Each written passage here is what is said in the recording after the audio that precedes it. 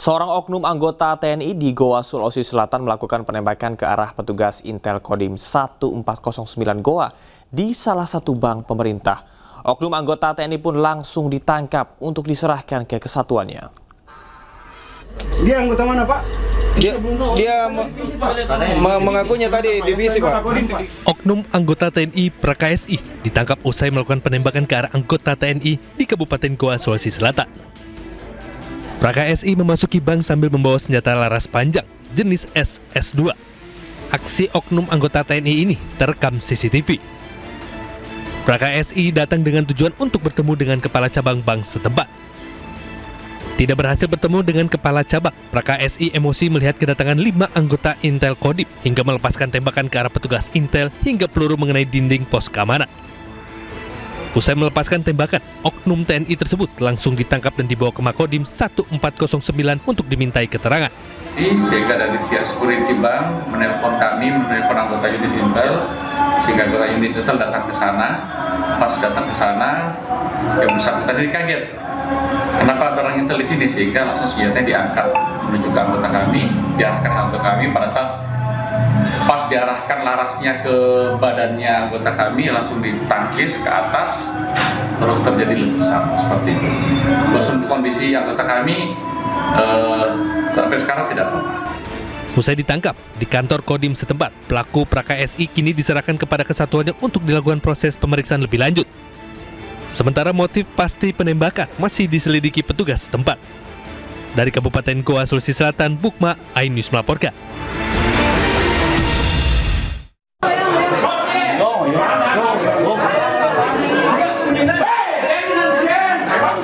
Sidang putusan kasus pembunuhan seorang pria yakni Made Agus Aditya di Pengadilan Negeri Gianyar berlangsung ricuh. Suasana memanas ketika keluarga dan kerabat korban berteriak memaki terdakwa yang berjumlah 3 orang. 2 orang perempuan bahkan berteriak histeris hingga jatuh pingsan. Dari 3 terdakwa, hakim memutuskan hukuman vonis 15 tahun penjara kepada 2 terdakwa dan melepaskan 1 terdakwa lain lantaran terbukti tidak bersalah. Pihak keluarga kecewa mendengar ada 1 pelaku dibebaskan. Pada waktu dia masih, anak saya sudah meninggal, dia masih berada di sana kan, itu kan ya minimal kan adalah hukumnya, bukan bebas seperti itulah. Ada peran dari terdakwa tersebut untuk menghalang-halangi korban untuk kabur waktu itu. Padahal waktu itu korban udah ingin kabur biar tidak terjadi permasalahan, namun waktu itu terdakwa yang satu ini, yang putusannya bebas ini, menghalang-halangi. Kasus ini terjadi pada 17 Januari 2025. Bermula saat motor korban disenggol kendaraan para pelaku. Emosi, para pelaku kemudian mendatangi dan menganiaya korban hingga tewas. Dari Gianyar, Bali, Ketut Catur, iNews melaporkan. Gempa bumi 5,7 magnitudo terjadi di timur laut Banyuwangi dan berdampak ke Kabupaten Situbondo, Jawa Timur.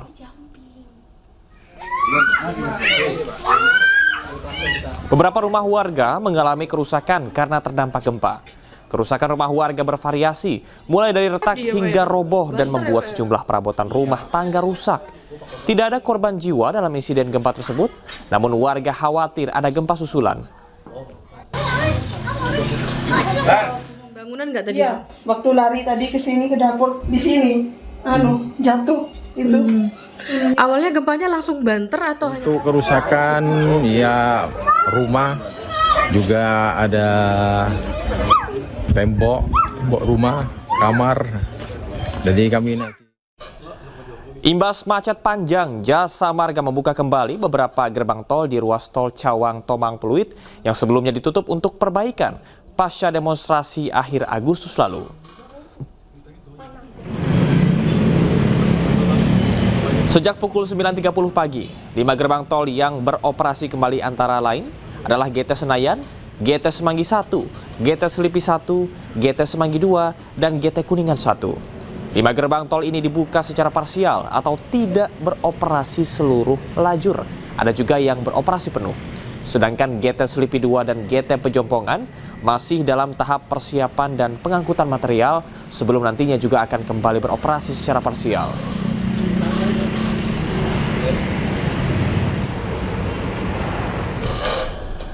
Terkait dengan kemacetan panjang di jalanan ibu kota, Gubernur Jakarta Pramono Anung meminta perbaikan gerbang tol Semanggi dilakukan pada hari libur, bukan di jam berangkat dan pulang kerja. Semanggi, kemacetan kemarin disebabkan oleh pintu Semanggi 1, 2 yang dilakukan perbaikan karena ekses dari demo-demo kemarin yang mengalami kebakaran dan sebagainya. Dan itu dilakukan secara bersamaan. Jadi tadi saya sudah minta kepada Dinas Perhubungan untuk mengkoordinasikan, jangan lagi dilakukan ketika jam banyak masyarakat sedang bertransportasi, berangkat pulang kerja. Kemarin kan pulang kerja. Kalau mau melakukan ya hari. Eksekusi pengosongan ruko hasil lelang berlantai 4 di kota Makassar diwarnai kericuhan. Jurusita Pengadilan Agama terpaksa mendapat pengawalan ketat polisi saat hendak membacakan risalah hasil lelang dihadang ratusan massa.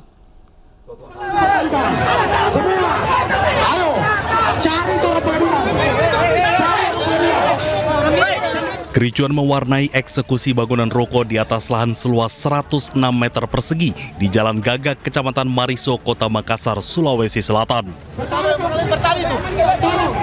Kericuan bermula saat ratusan orang dan keluarga pemilik toko mengadang jurusita Pengadilan Agama saat hendak membacakan risalah hasil lelang di halaman bangunan ruko. Kericuan tak terhindarkan saat massa yang melakukan pengadangan saling dorong dengan puluhan personil polisi yang mengawal jalannya eksekusi. Akibatnya, polisi mengamankan 4 orang yang terlibat kericuhan. Dengan tidak dihadirkan saya, cuma orang besi menelpon, Bu Haji mau dilelang. Tidak lama berselang 3 jam saya ditelepon bahwa sudah selesai dilelang, dimenangkan sampai 1,5 M. Sedangkan harga rumah ini 7 miliar.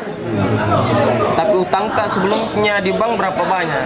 Sebelumnya itu, maka sudah dilelang, saya dipanggil orang bank untuk mengumpul semua uang saya. Makanya dia bilang, ini kenapa tidak berutang? Kurang utangku dari 9 miliar, sudah dilelang rumahku. Pemilik rumah memiliki pinjaman di sebuah bank sebesar 1,6 miliar rupiah. Namun ia menolak jalannya eksekusi karena menilai proses lelang rukonya oleh pihak bank banyak kejanggalan. Dari Makassar, Leo Muhammad Nur, iNews melaporkan.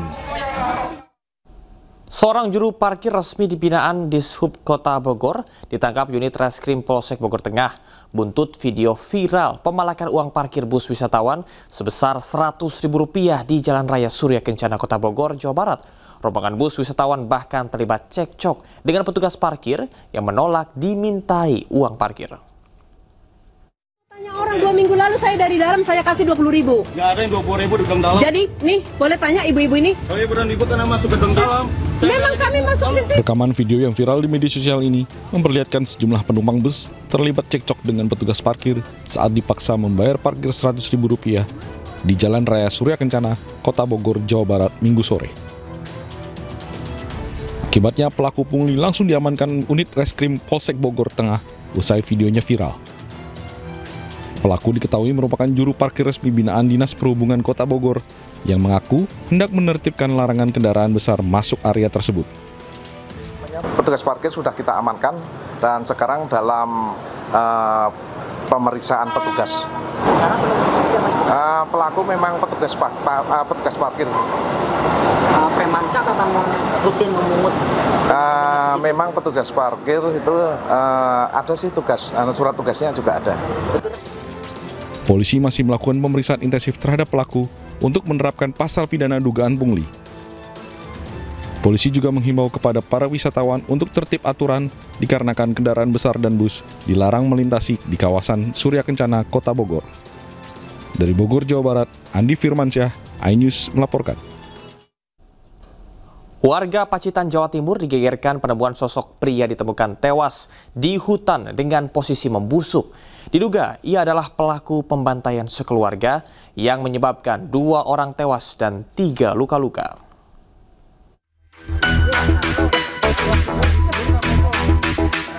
Mayat sosok pria ditemukan di hutan dengan kondisi membusuk di Desa Temon, Pacitan, Jawa Timur.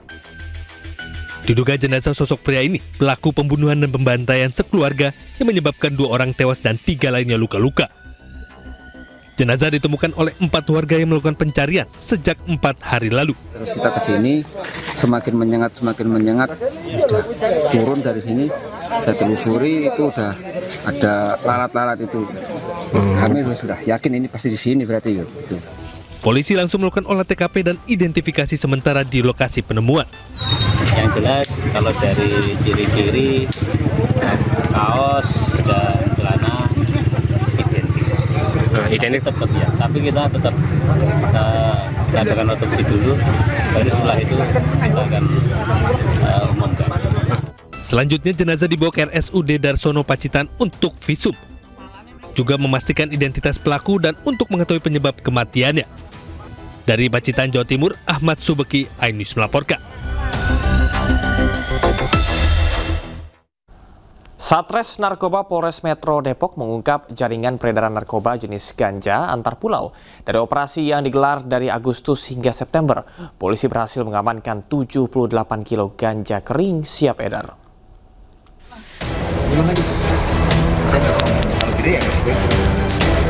Pengungkapan 78 kilo ganja kering dari jaringan pengedar narkoba antar pulau ini berawal dari adanya laporan masyarakat terkait adanya transaksi narkoba jenis ganja di sebuah rumah di Jalan Swadharma Raya, Sukamaju, Cilodong, Depok.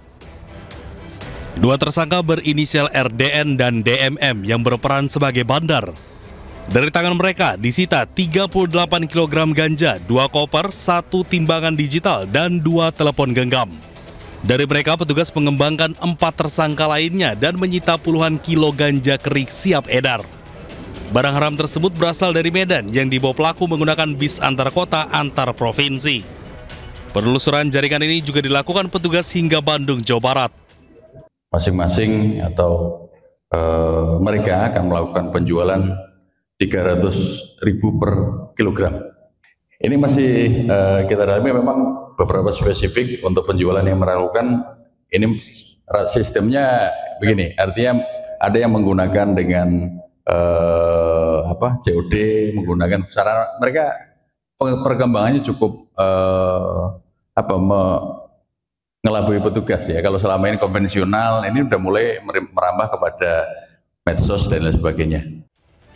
Polisi masih terus mengembangkan penyelidikan karena sistem penjualan narkoba sudah merambah ke dunia media sosial. Atas perbuatannya, para tersangka dijerat pasal 114 ayat 2, pasal 111 ayat 2 junto pasal 132 Undang-Undang Nomor 35 Tahun 2009 tentang narkotika dengan ancaman hukuman penjara seumur hidup. Dari Depok, Jawa Barat, Iyung Rizky, iNews melaporkan. Viral di media sosial, potongan video yang menunjukkan ulat diduga di menu makan bergizi gratis di Kabupaten Sika, Nusa Tenggara Timur.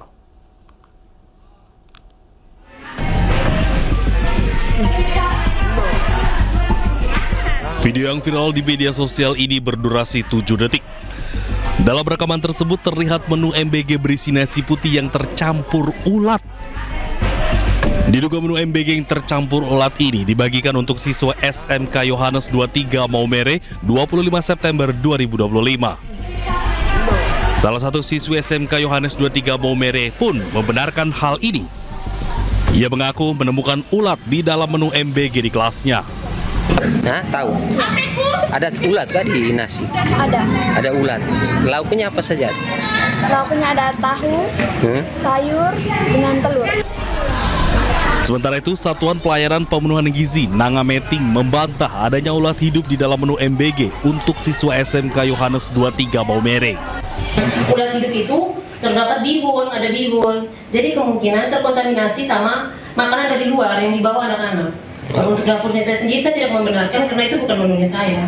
Karena hari ini. Tapi kalau untuk ulat mati tadi sekecil itu kemungkinan ya terjual mungkin dari sayur ya, mohon maaf kalau memang ada. Hingga kini Kepala SMK Yohanes 23 Maumere belum memberikan konfirmasi ke media dan tengah menggelar rapat dengan pihak penyedia MBG. Dari Sika, Nusa Tenggara Timur, Joni Nura, iNews melaporkan. Gubernur Jawa Barat Deddy Mulyadi akan memanggil Kepala BGN Jawa Barat pasca Kabupaten Bandung Barat menetapkan KLB. Pemprov Jawa Barat ingin menyelidiki kasus keracunan MBG di Jawa Barat.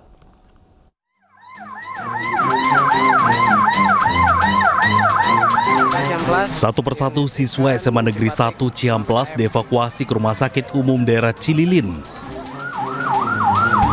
Para siswa ini disebut keracunan usai mengonsumsi makanan bergizi gratis. Puluhan pelajar masih terbaring lemas di RS Cililin karena masih merasakan pusing, mual, dan nyeri perut usai mengonsumsi makan bergizi gratis yang dibagikan dari sekolah. Terkait maraknya keracunan ini, Gubernur Jawa Barat Deddy Mulyadi akan memanggil perwakilan dari BGN pada Senin. Hari Senin saya akan mengundang Kepala MBG Perwakilan Wilayah Jawa Barat. Untuk apa? Untuk membahas secara bersama-sama, mengevaluasi peristiwa-peristiwa yang terjadi. Nah, peristiwa yang terjadi itu misalnya nanti saya meminta evaluasi dapurnya higienis atau tidak, atau bahasa akademiknya audit. Yang kedua, evaluasi jenis-jenis bahan makanan yang digunakan. Apakah itu merupakan bahan makanan yang bermutu atau tidak. Yang ketiga, evaluasi jam masak. Karena kan kalau dimasaknya jam 12, kemudian diantar siswanya jam 12 malam ya, diantar ke siswanya jam 12 siang, waktunya terlalu lama. Pemerintah Kabupaten Bandung Barat telah mengeluarkan status kejadian luar biasa atau KLB akibat keracunan MBG dengan total korban lebih dari 1.000 pelajar di 3 kecamatan sejak hari Senin hingga hari ini. Dari Kabupaten Bandung Barat, Jawa Barat, Yuwono Wahyu, Ayus melaporkan.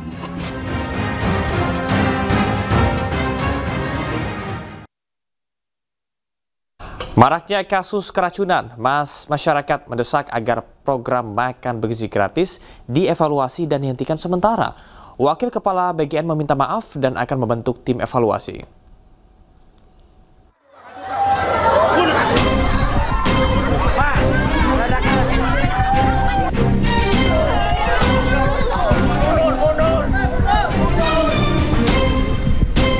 Kasus keracunan MBG terjadi di sejumlah daerah, termasuk Kabupaten Bandung Barat yang telah ditetapkan kejadian luar biasa atau KLB. Karena ratusan siswa alami keracunan usai mengonsumsi makanan bergizi gratis atau MBG. Terkait maraknya keracunan ini, sejumlah pihak mendesak pemerintah melakukan evaluasi dan menghentikan sementara program MBG. Ketua Forum Konsumen Berdaya Indonesia, Tulus Abadi, berpandangan jangan sampai siswa jadi korban. Jangan sampai siswa menjadi korban dan kemudian target untuk membuat makanan bergizi kepada siswa tidak tercapai. Jangan sampai menjadi istilah makanan beracun gratis bagi siswa itu. Berdasarkan data, CISDI mencatat sejak diluncurkan 6 Januari lalu telah terjadi 5.226 kasus keracunan di 16 provinsi. Tertinggi terjadi di Jawa Barat mencapai 2.051 kasus.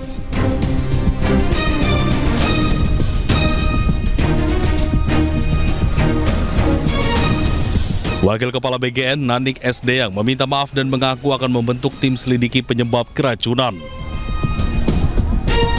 Atas nama BGN, mohon maaf untuk masyarakat di Indonesia. Program ini luar biasa. Kami ingin membantu anak-anak tumbuh dengan baik, gizinya terpenuhi. Jadi kalau masih ada kurang-kurang, kami mohon maaf dan kami akan terus memperbaikinya.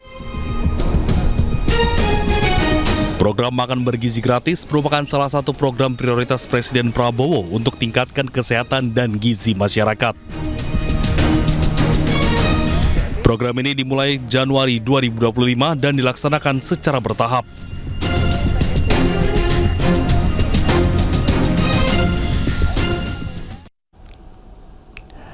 Keracunan massal siswa akibat MBG, pemerintah Kabupaten Bandung Barat menghentikan aktivitas dapur MBG di Kecamatan Cipongkor.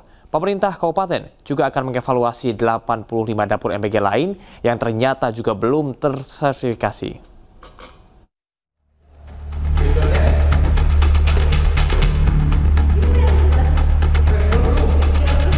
Pasca keracunan massal usai menyantap makan bergizi gratis, aktivitas dapur MBG di Kecamatan Cipongkor dihentikan sementara. Dapur MBG ini menyediakan 3.000 paket MBG untuk sejumlah sekolah di Kabupaten Bandung Barat. Selain itu, pemerintah kabupaten juga akan mengevaluasi 85 dapur MBG lainnya di Bandung Barat yang diduga belum memiliki sertifikasi. Kita melakukan evaluasi terhadap semua MBG yang di Cipongkor berarti, Pak? Ya. Tapi semuanya juga tetap kita lakukan evaluasi karena ada dari data yang saya dapat 85 dapur memang masih belum memiliki sertifikasi sehat seperti itu. Si 85 se-KBB Pak atau se... Yang kita stop ini yang di Cipongkor aja Pak? Pak, yang belum ada sertifikasi itu yang di wilayah mana aja?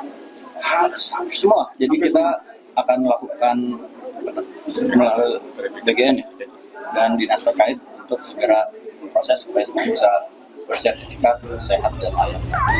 Sebelumnya keracunan massal siswa akibat MBG meluas hingga ke Kecamatan Cihampelas. Hingga saat ini sudah lebih dari 500 siswa di Kabupaten Bandung Barat keracunan dan harus dirawat intensif. Dari Bandung Barat, Jawa Barat, Iwono Wahyu, iNews melaporkan. Kepolisian Resort Cimahi menyelidiki kasus makan bergizi gratis di Kecamatan Cipongkor, Kabupaten Bandung Barat. Polisi mengambil sampel dari para korban sebagai langkah penanganan keracunan.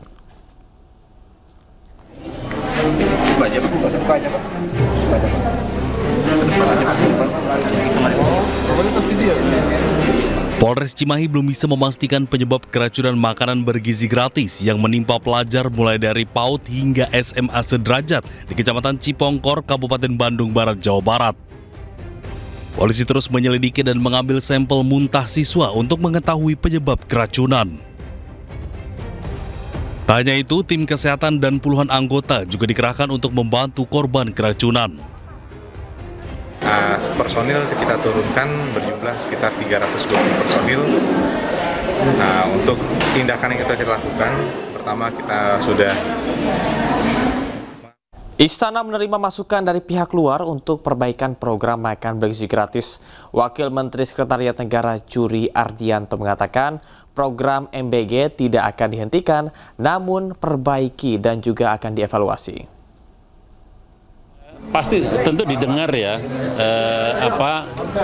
beberapa aspirasi dari beberapa kalangan yang minta ada evaluasi total, ada pemberhentian sementara, ada juga sambil jalan kita perbaiki tapi tidak perlu menghentikan secara total.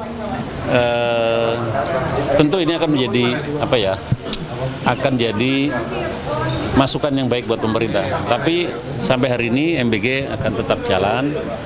Dan masalah-masalah yang terjadi segera akan diatasi, dievaluasi, cari jalan keluar sehingga seperti kata Pak Presiden, MBG betul-betul menjadi program yang memang dibutuhkan oleh anak-anak kita. Aktris Leony Fitria Hartanti atau Leony mengkritisi pengelolaan anggaran pemerintah Kota Tangerang Selatan. Wali Kota Tangerang Selatan mengaku siap bertemu dengan Leony untuk menjelaskan duduk permasalahan secara rinci. Oke, gue mau curhat dikit ya. Jadi kan, gue ini lagi ngurus. Inilah video artis Leony yang viral di media sosial.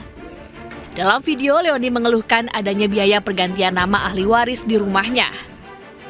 Tak sampai di situ, Leony juga membongkar laporan anggaran di pemerintah Tangerang Selatan di tahun 2024 yang ada di laman situs tangerangselatan.go.id. Leony pun siap untuk bertemu dan berdiskusi soal anggaran ini. Ada beberapa hal juga yang lebih penting yang pengen saya dan mungkin sebagian masyarakat Tangsel ingin sampaikan terkait permasalahan sampah, terkait permasalahan jalanan, dan masih banyak lainnya. Mudah-mudahan kita bisa berdialog secara terbuka, nggak cuma saya doang, tapi juga beberapa masyarakat bisa ikut hadir juga di situ. Yang pasti saya tunggu undangannya Pak, bisa bisa hubungi saya aja, terserah mau lewat cara apapun. Saya tunggu ya Pak, terima kasih. Wali Kota Tangerang Selatan Benyamin Daphni pun mengajak Leony bertemu untuk menjelaskan duduk permasalahan secara rinci. Benyamin Daphni menambahkan untuk laporan anggaran yang dimaksud oleh Leony hanya jaringan pemeliharaan kantor pusat pemerintah, bukan untuk pemeliharaan jalan ke Tangerang Selatan. Memang tadi sudah dijelaskan 731 juta nggak mungkin ngebenerin jalan sebesar itu. Itu hanya satu khusus untuk perbaikan jaringan listrik, dan itu pun hanya di Pemkot saja. Ya kan, hanya di kantor Pemkot saja, bukan se-Tangerang Selatan. Makanya jumlahnya 731 juta, dan itu sudah dilaksanakan oleh. Selain pemeliharaan jalan, Leoni juga menyoroti program penunjang urusan pemerintah daerah yang nilainya mencapai 2 triliun rupiah.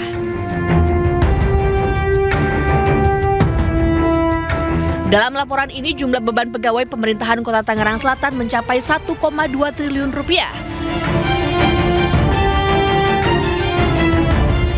Sementara anggaran untuk bansos yang diberikan untuk warga hanya sebesar 136 juta rupiah. Tim Liputan, iNews melaporkan. Barreskrim Polri menetapkan 9 tersangka kasus tindak pidana perbankan dan pencucian uang.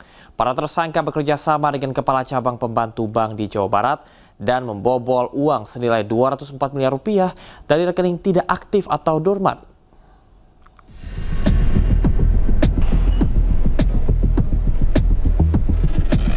Direktorat Tindak Pidana Ekonomi Khusus Barreskrim Polri membongkar kasus pembobolan rekening dorman senilai 204 miliar rupiah.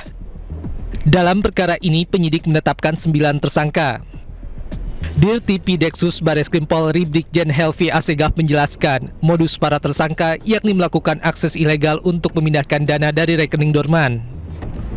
Jaringan sindikat pembobol bank dengan modus melakukan akses ilegal untuk pemindahan dana ke rekening di rekening dorman secara in absentia atau tanpa kehadiran fisik nasabah senilai 204 miliar rupiah yang terjadi pada tanggal 20 Juni 2025. Kesimpulan dari pertemuan tersebut, kami sampaikan bahwa jaringan sindikat pembobol bank yang mengaku sebagai Satgas Perempat Aset menjelaskan cara kerja serta peran masing-masing dari mulai persiapan, pelaksanaan eksekusi sampai tahap imbal balik hasil. Jaringan sindikat pembobol bank selaku tim eksekutor memaksa kepala cabang menyerahkan user ID aplikasi core banking sistem milik teller, dan kepala cabang serta apabila tidak mau melaksanakan akan terancam keselamatan kepala cabang tersebut beserta seluruh keluarganya. 2 tersangka dalam kasus ini merupakan tersangka dalam kasus pembunuhan Kepala Cabang Pembantu BRI Cempaka Putih Muhammad Ilham Pradipta yang sedang ditangani Polda Metro Jaya. Dari Jakarta, Amrina Rida, Rizky Solehudin, iNews melaporkan. Presiden Republik Indonesia Prabowo Subianto bertemu dengan Perdana Menteri Kanada Mark Carney di kota Ottawa. Dalam pertemuan ini, Prabowo mengungkapkan pihaknya harus begadang saat mempelajari dokumen perjanjian antar Indonesia dan Kanada yang mencapai 9.000 halaman. Pertemuan ini menghasilkan sejumlah kesepakatan, salah satunya adalah kerjasama di bidang ekonomi, di mana Kanada menghapus 90,5% tarif impor terhadap produk asal Indonesia. I think this will be a historic moment. It will prove to be a significant milestone, and as you mentioned, we worked very hard, sir. We studied 9,000 pages of agreement. That's right. Yes. You're up all night. So I mean, but anyway, we are here to witness and sign this great agreement. So I'm very proud, I'm very lucky to be the Indonesian president who... Warga Bangkok dikejutkan dengan lubang runtuhan atau sinkhole yang terjadi di jalan raya, tepatnya di depan Rumah Sakit Wajira Distrik Dusit, Bangkok, Thailand. Diduga lubang runtuhan tersebut dipicu oleh tingginya intensitas hujan serta kebocoran terowongan di lokasi konstruksi stasiun kereta bawah tanah.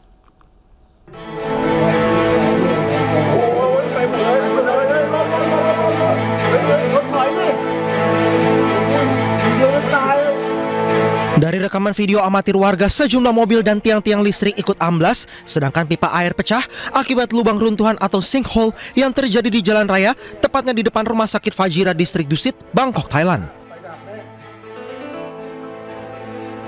Insiden lubang runtuhan ini memiliki kedalaman 50 meter yang membentang sekitar 900 meter persegi.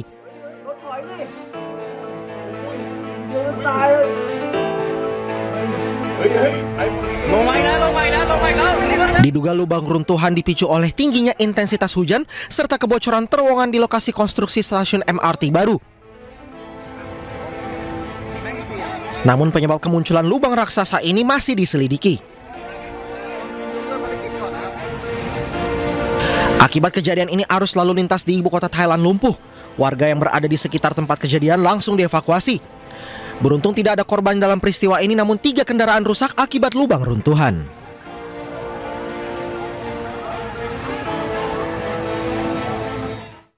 Topan super raksasa badai terkuat di dunia tahun ini menerjang Hong Kong dan sejumlah kawasan sekitarnya, menyebabkan sedikitnya 15 orang tewas.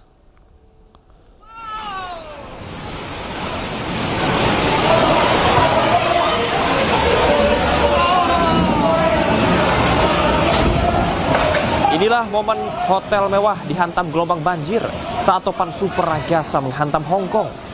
Selain menyebabkan bangunan rusak parah, sedikitnya 15 orang tewas dan ratusan orang hilang akibat terjangan badai tropis terkuat tahun ini.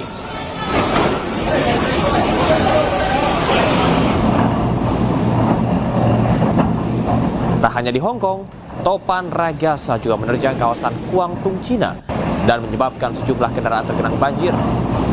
Otoritas setempat bahkan memutuskan untuk mengevakuasi lebih dari 2 juta warganya.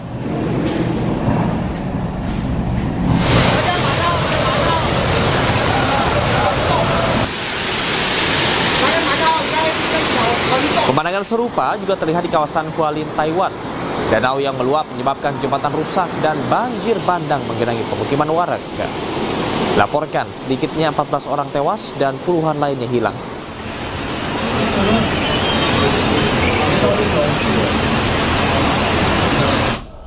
Pasca topan raksasa melanda kawasan Makau, warga setempat berlomba menangkap ikan yang terbawa banjir.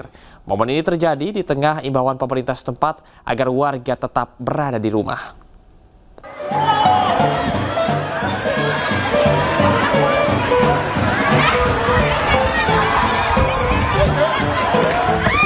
Ada berkah di balik musibah.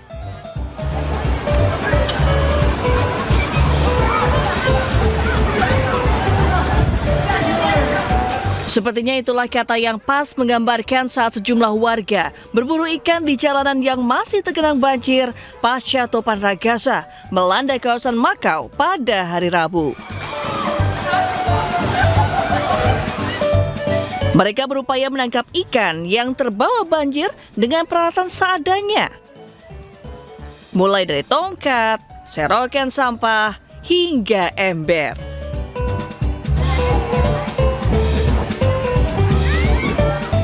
Momen ini terjadi di tengah imbauan pemerintah setempat agar warga tetap berada di rumah.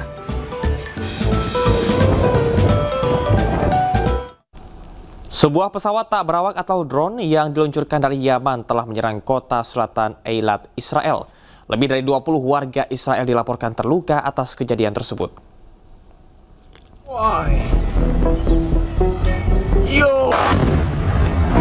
Lebih dari 20 warga Israel terluka usai pesawat tak berawak atau drone yang diluncurkan oleh Houthi di Yaman meledak di Eilat. Drone jatuh di wilayah Eilat setelah pertahanan udara Israel gagal mencegat. Polisi memeriksa drone tersebut dan memperingatkan masyarakat agar menjauh dari lokasi pesawat tanpa awak yang jatuh. Hal ini terjadi beberapa hari setelah pesawat tak berawak lainnya menabrak sebuah hotel di kota Resor Laut Merah. Petugas medis melaporkan di antara korban terluka terdapat 2 pria berusia 60 dan 26 tahun yang mengalami kondisi serius. Sementara seorang pria berusia 30 tahun mengalami luka sedang dan 19 orang lainnya mengalami luka ringan.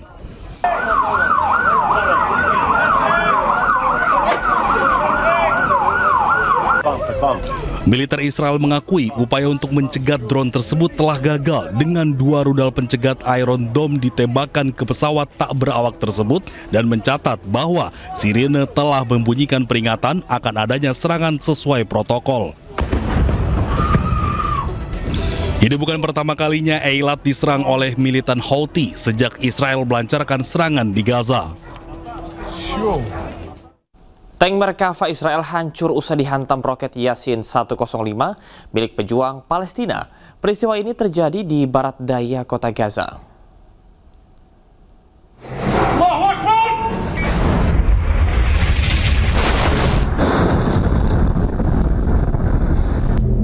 Nampak pejuang Palestina mengintai tank yang tengah melintasi jalan. Pejuang kemudian menembakkan roket Yasin 105 ke arah kendaraan lapis baja militer Israel tersebut. Tank Merkava pun seketika hancur dalam insiden tersebut. Sebelumnya, pada Senin lalu, IDF diketahui mengaku komandan brigade bersenjata ke-7 dari Batalion 77 tewas di Tel Al-Hawa akibat terkena RPG.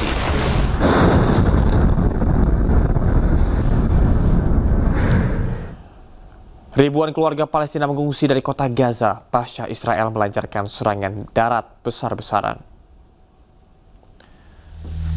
Ribuan keluarga meninggalkan kota Gaza menuju arah selatan melalui Jalan Rashid di malam hari. Bersama anggota keluarga dan sedikit harta yang tersisa, warga meninggalkan Gaza dengan harapan mendapat sedikit keamanan. Israel terus meningkatkan serangannya di Gaza. Sebelumnya, militer Israel menjatuhkan selebaran perintah evakuasi ke penduduk di tengah reruntuhan kota Gaza, tempat mereka mengebom menara-menara perumahan hingga rata dengan tanah.